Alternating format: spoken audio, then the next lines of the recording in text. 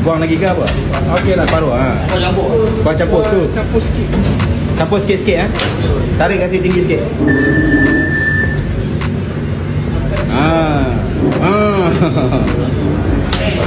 Dengan bawang.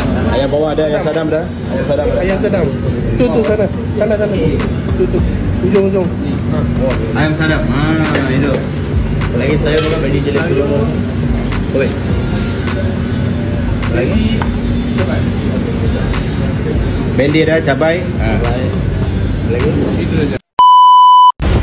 Chef Anan, ini ayam goreng hari-hari goreng ke? Hari-hari goreng fresh. Oh, Ayam fresh. fresh ya? Tengok. Oh, fresh hari-hari goreng Oh, okey, saya nak order satu lah kat depan. Satu kepak. Kepak ayam apa type boleh ya? Saya boleh. Okey.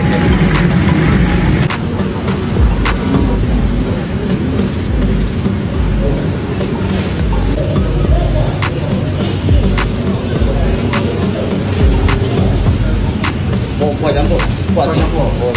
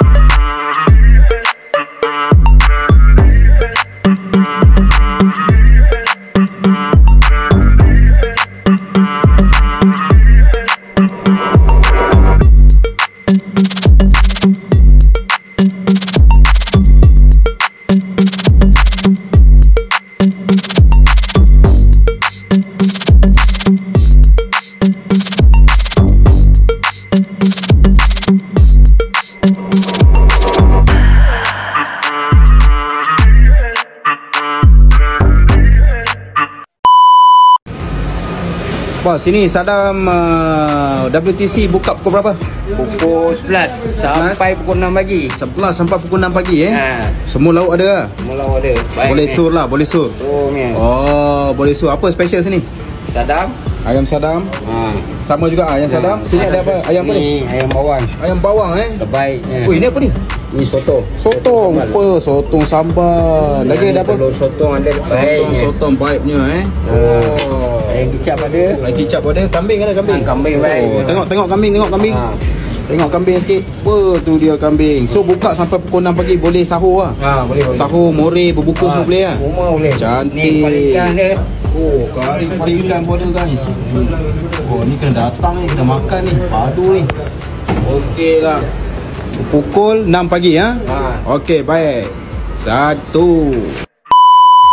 Ni, sini ada jual murtabak Ada bos. Murtabak apa ada? Murtabak ayam ada, kambing ada, daging ada. Oh, murtabak ayam, kambing, daging. Semua ada. Okey, bagi saya murtabak daging 2 Okey. Okey.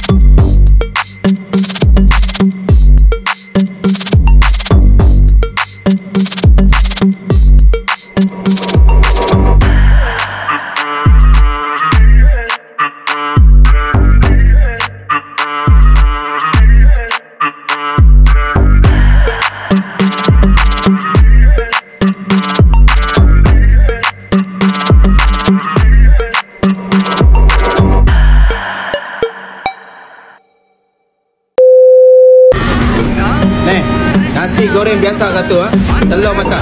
Okey.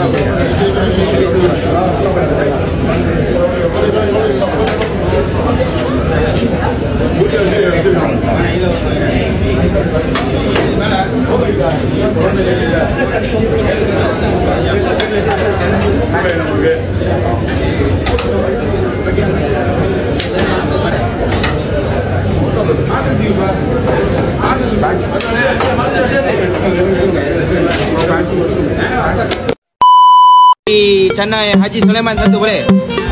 Okey.